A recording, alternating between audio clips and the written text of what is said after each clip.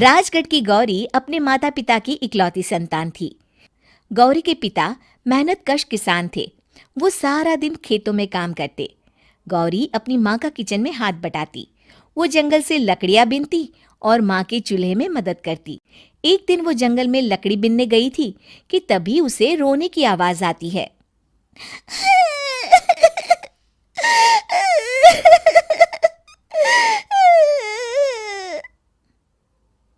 अरे, यहाँ कौन रो रहा है? इस जंगल में भला किसी के रोने की आवाज? जरूर कोई जंगल में फंस गया होगा। वो देखती है तो उसे एक परी दिखाई देती है जिसका एक पंख टूटा होता है। अरे, तुम कौन हो और क्यों रो रही हो? मैं परीलोक की रानी हूँ। पृथ्वीलोक में घूमने आई थी, लेकिन देखो ना, मेरे पंख ही टूट गए। अब मैं कैसे उड़ान भरूंगी? अरे, इसे जोड़ना तो आसान है। रुको, मैं अभी जोड़ देती हूँ।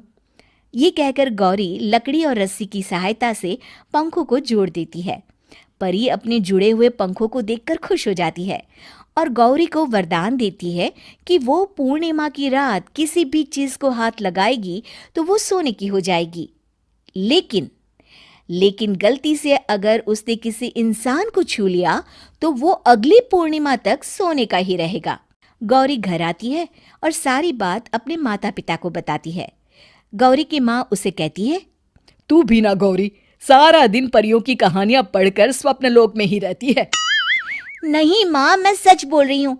देखो, आज पूर्णिमा की रात है ना, इसलिए डर के मारे मैं कोई सामान भी नहीं छू रही हूँ। अच्छा, ऐसी बात है बिटिया रानी, तो जरा इस घड़े को हाथ लगा दे। गौरी घड़े को जैसे ही हाथ लगाती है वो सोने का हो जाता है। गौरी के माता पिता घड़े को देखकर हैरान रह जाते हैं। अगले दिन गौरी के पिता उस घड़े को सुनार के पास बेचने जाते हैं तो रास्ते में उन्हें कंचा काकी मिलती है।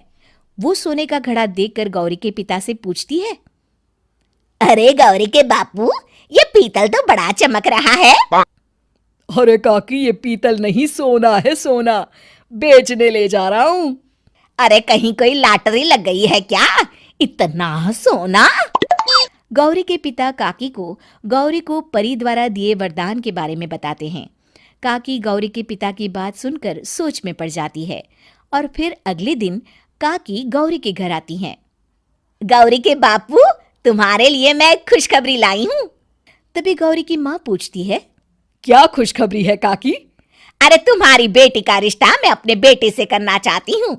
अरे, कब तक अपनी सयानी लड़की को घर पर बिठा कर रखोगी? हाँ, देखो काकी, मैं ऐसे ही व्यक्ति से अपनी बेटी की शादी कराऊंगा जो गौरी के वरदान से नहीं, उसके गुणों को समझे। अरे, हमें तो गौरी के गुण अच्छे लगे, इसीलिए तो आ गई हूँ मैं। फिर गौरी के माँ बाप मान जाते हैं और उसकी शादी काकी के बेटे से हो जाती है। अगले दिन, अरे गौरी, कल पूर्णिमा की रात है। तुम्हारे पिताजी परी के वरदान के बारे में बता रहे थे, तो मैं ना कुछ चीजें रख दूंगी, जरा हाथ लगा देना। तभी गौरी का पति वहां आ जाता है और अपनी माँ से कहता है, माँ, क्या जरूरत है गौरी के वरदान को इस्तेमाल करने की? वैसे भी मेरी मेहनत से घर तो चल ही रहा है ना। और गौरी के पिता ने भी यही कहा था कि वो ऐसे ही व्यक्ति से उनकी बेटी की शादी करेंगे जो गौरी के वरदान से नहीं, उसके गुणों को समझे। अरे बस कर किताबी बातें। तेरे लिए क्या लड़कियों की कमी थी जो मैं ये किसान की बेटी घर ले आती? और सुन गौरी, कल अगर तूने सारी चीजों को सोने का नहीं किया तो मैं तुझे घर से निकाल दूंगी और अपने बेटे की दूसरी शादी करवा दूंगी, समझी? इतना कहकर गौरी की सास वहां से चली जाती है।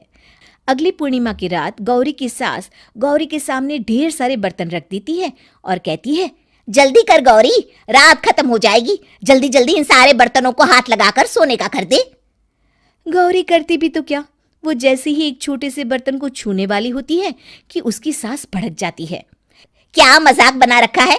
इतने छोटे से बर्तन में क्या होगा? ये ले, ये बड़ा वाला बर्तन। जैसे ही बड़ा सा बर्तन लेकर गौरी की सास उसकी तरफ बढ़ती है, वैसे ही बर्तन के बाहर से वो धड़ाम से गिर जाती है। सास को गिरा देख गौरी उन्हें संभालने दौड़ती है और वो सास को हाथ लगाकर कहती है, अरे सासू माँ, क्या हो गया आपको? कहीं चोट तो नहीं लगी ना? लेकिन जैसे ही वो हाथ सास से हटाती है तो देखती है कि उसकी सास सोने की हो गई है। गौरी सोनी की सास को देखकर रोने लगती है और अपने पति से कहती है, मुझे परी ने कहा था कि अगर मैं किसी इंसान को हाथ लगाती हूँ तो वो अगली पूर्णिमा तक सोने का ही रहेगा। अब मैं क्या करूँ? अरे करना क्या है, माँ को उठाकर अलमारी में रख दो। और हाँ, लालच का फल बुरा ही होता है। ज्यादा बड़े बर्तन को सोने का बनाने के चक्कर में माँ का ये हाल हुआ है। ये कहकर वो